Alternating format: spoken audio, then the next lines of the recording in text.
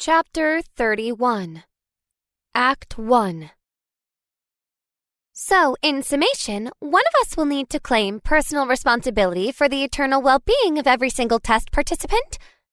Dorothea asked, hands primly folded in her lap. Not quite, Dad clarified. The gatekeeper is only responsible for creating the path that leads to eternal well-being. Whether or not each participant chooses to follow that path is their own decision. But yes, if the gatekeeper fails in their task, there will be no future for anyone. You've got to be kidding, Marcus said after a shocked pause. If everything truly depends on this gatekeeper, shouldn't the role be given to someone more experienced? You know, someone who actually knows what they're doing? Nervous nods bobbed around the room. We'll take every necessary step to prepare the volunteer for their role as gatekeeper, Mom promised. By the time he or she is ready to create the gatekeeper will be fully prepared both intellectually and physically to undergo the process. But why one of us? I asked, repeating Marcus's unanswered question. Why not someone who's already taken their test? Why not you? I added mentally. I wish we could take this burden from you, Dad explained. But this is the only way. To make the gatekeeper must experience the test like everyone else. They must enter mortality with a memory veil like everyone else. They must be subject to the same trials and distractions as everyone else. But, unlike everyone else, the gatekeeper cannot make a single mistake. They must remain perfectly focused on their goal to open the gate and show the way home. The entire test is contingent on their success. A heavy silence hung over the seven of us. I glanced surreptitiously around the room. Everyone had taken a sudden interest in their feat. Who among us was capable of such a task? Why not me? I asked myself. In general, I was a fairly confident person. I volunteered to go first on oral reports or science demonstrations. Those had always turned out okay. Well, besides a few fumbled words and minor chemical fires, but no one's perfect, right? I inwardly snorted. That was our problem, wasn't it? Our gatekeeper had to be perfect. The fate of every single person who entered mortality depended on that perfection. I couldn't do it. My shoulders sagged under the weight of that realization. It was one thing to fail, but if my failure brought down all my friends and siblings with me, I could never forgive myself. I definitely couldn't do it. But what if no one volunteered? Would our parents randomly assign one of us to be the gatekeeper? Or would they cancel our test altogether? Would we lose our chance to grow into our inheritance? Would we never get to experience life? Will the gatekeeper know their identity when they enter? Anish asked, pulling me from my mounting panic. No, Mom answered. They'll have a stronger link than anyone else, but the gatekeeper will still need to grow from grace to grace until they're prepared to receive the fullness of their mission. Anish processed her answer for a moment before asking his next question. You have full confidence we're capable of this task? Yes. Dad looked intently at Anish as if he could see straight to his core. As long as any of you align your will with ours and follow our exact guidance, you can in no way fail. Anish closed his eyes and nodded slightly, building his resolve. Then he took a deep breath and stood up. I'll do it, he proclaimed, staring solemnly at our parents. I will be the gatekeeper. I trust your plan, and I'm willing to do whatever you think is best for our family. I volunteer. Send me. A feeling of peace and gratitude swept over me. Of course, it should be Anish. He'd always been the best of us, and I knew he loved me. There was no one I'd rather follow. Thank you, my son. Dad said with so much pride and love, it looked like he might burst. We know you will become an excellent gatekeeper. A collective sigh of relief rose from the rest of us. Well, from the rest of us minus one. That's it? Lucian asked dubiously, rising from his sullen slouch. Just like that, Enish is our gatekeeper? No discussion, no vote? His eyes darted from face to face, searching for advocates. Am I the only one who sees how problematic this plan is? Don't we get a say in any of this? It's our test, our future. We're always open for discussion, Lucian, said Dad patiently. But no discussion can change eternal truths. Let's work through your concerns together. Which aspects of the plan are bothering you? Which aspects are bothering me? Lucian exploded, jumping to his feet. Everything is bothering me. The memory veil, the inequity of mortal circumstances. Oh, and the small fact that unless we find this narrow little connecting gate, we're doomed to eternal exile. I'd never heard Lucian yell in anger before. He'd always had a passionate personality, but I'd never seen this darker side of it. I reached up to take his hand to calm him down, but he paced out of my reach. But Enish isn't going to let that happen. Izzy gazed up adoringly at our oldest brother. He's going to be the best gatekeeper ever. He'll make sure we all find our way home. Lucian ignored him and stood before our parents. Give me a straight answer, he said in a low voice, tense with forced calm. Will everyone who enters mortality find the gate home? Mom met Lucian's intense gaze. No. See? Lucian accused, turning away from our parents and addressing us, his siblings, his potential allies. They won't guarantee our safe return. You need to let me finish, sweetheart, Mom said with a soft voice that somehow still reverberated through us. No, not everyone will find the gate home. But that's because we won't force anyone to follow the gatekeeper. Every soul who enters mortality will be free to choose how they spend their life and who they will become. We'll guide them, plead with them, and love them unconditionally. But, in the end, if they choose not to return through the gate, we will respect their decision. That's not good enough, Lucian said. You're taking away our memories and then expecting us to make critical decisions based on what? Gut instinct? Strange impressions in the back of our minds? Advice from randomly assigned family? No, it's too risky. If you really loved us, you'd ensure we all make it back no matter what. The only way to guarantee a person's return is to remove their ability to choose, which would remove their ability to learn, which would remove the test's entire purpose. Enish explained. The test would still have purpose, Lucian countered. We'd still get carbon-based bodies and experience the freedom of a different world. We just wouldn't have to worry about getting trapped on that world indefinitely. Lucian, Enish implored, gently resting his hand on Lucian's shoulder.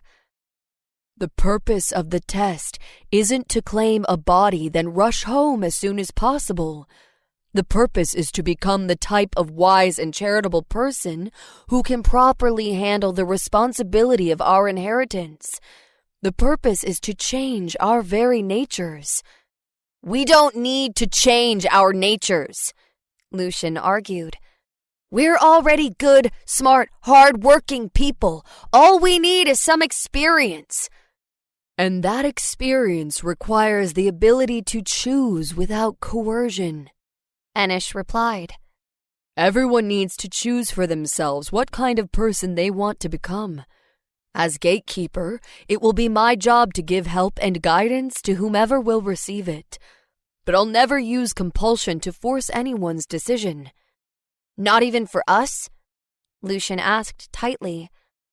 What if it's me or Mira or Izzy? What if, after the mind wipe, we make bad decisions and won't follow you through the gate? Will you just abandon us to exile? I will never give up on anyone, Enish promised with a power that filled the room. but I can't guarantee they won't give up on themselves. Lucian shook off Enish's hand in disgust. See, he doesn't care if we make it back, Lucian accused, appealing to the rest of us. And why would he? The fewer people who return, the fewer people he has to share his parents' estate with. Talk about a conflict of interest. How can he possibly be our gatekeeper? He'll probably deliberately lead us astray so he doesn't have to share his inheritance.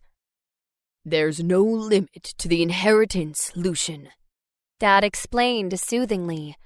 It is greater and more wonderful than you can possibly imagine. Well, that sounds vague and unconvincing, Jadith mumbled. The corner of Lucian's mouth twitched in satisfaction. He wasn't alone in his dissent. Wait a second. Lucian's eyes narrowed in suspicion as he turned to address our parents. You don't want us to make it back either, do you? He accused. Now that we're old enough to question your authority, you regret taking us in. So you came up with this plan to ditch us on a different world.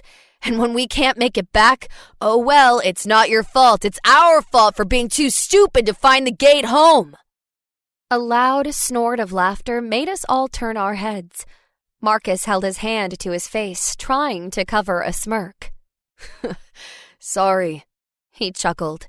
That's just, of all the convoluted ways to get your kids to move out of the house, I don't think creating an entirely new universe with a habitable planet would be anyone's first choice. It's not exactly an easy thing to do.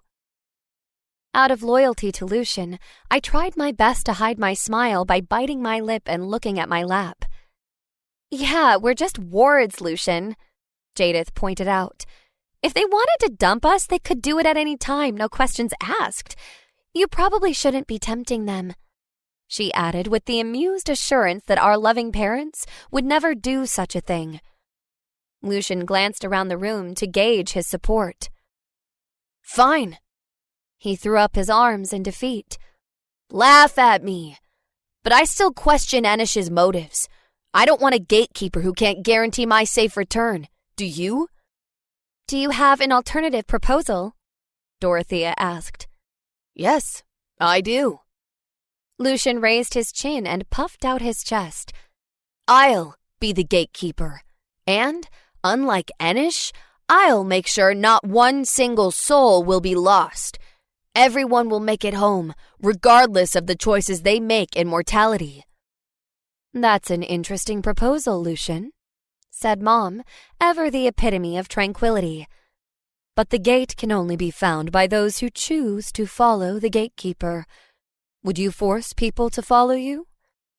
I wouldn't have to, Lucian said with perfect confidence. I just take away the memory veil. If people remembered the consequences of their decision, they'd be idiots not to follow me.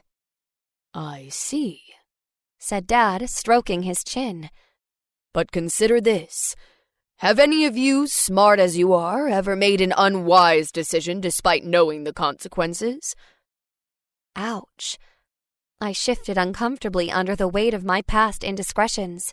Procrastinating homework assignments, sneaking out past curfew, stealing food from the kitchen. I'd known the consequences, I just hadn't taken them seriously. Oh, come on, Lucian huffed in exasperation. You can't honestly be comparing small house rules to a decision of eternal consequence. Obedience in the small things predicates obedience in the large things, Mom said smoothly. As long as everyone has freedom to choose, there's always the possibility they'll choose against their own long-term self-interest. So create a system that will remind them when they're about to do something dumb. Lucian shrugged. Make them wear shock collars or something. That sounds highly unethical, Dorothea protested. Moreover, such a system has already been proposed. I believe our parents called it a conscience. I could almost feel Lucian holding back an eye roll. I was joking about the shock collars, but I wasn't joking about being the gatekeeper. Lucian straightened his spine with conviction. I still think I'd do a better job than Enish. He's admitted he's willing to lose anyone who won't follow him. If I'm the gatekeeper, I promise I'll get everyone through that gate. That's not how the test works, Enish reminded him. You either give people the freedom to choose, or you take away their chance to progress. You can't force them to do anything without destroying their free will. All right then, Mr. Free Will, Lucian retorted, getting right in Enish's unflinching face. If you think the right to choose is so important, don't you think we should be allowed to choose who will represent us as gatekeeper? Lucian turned to address the rest of us. I say we vote. Me or Enish. The 7 of us should get to decide who will be our gatekeeper. We all looked to our parents, knowing they had the ultimate authority. They were having another one of their soundless discussions, the most intense one yet. Mom's head quirked to one side and her eyebrows raised so high they melded into her hairline. Dad's brow was deeply furrowed as he slowly bobbed his head. After a second or two, they nodded at each other and turned back to us. Mom slipped her hand into Dad's and gave it a squeeze. Very well, Dad pronounced, stone-faced. You will be allowed to vote on this vital matter. Lucian smirked at his perceived victory. He had a decent chance of winning the vote. He had a talent for persuasion, and unlike Enish, he wasn't above slinging mud. My stomach twisted into a knot as I looked up at my adopted older brothers. I loved them both so much, and I hated the thought of choosing between them. Why couldn't our parents just make the decision for us? They'd make the right choice, and it would save us the pain and awkwardness of picking one sibling over the other. Why were they passing the burden of choice to us? In 2 nights' time, we'll reconvene for the official vote, Mom announced. Until then, discuss this matter amongst yourselves and with us. Do not take this lightly. This is the most important decision you will ever make. It will set your course for the rest of your existence.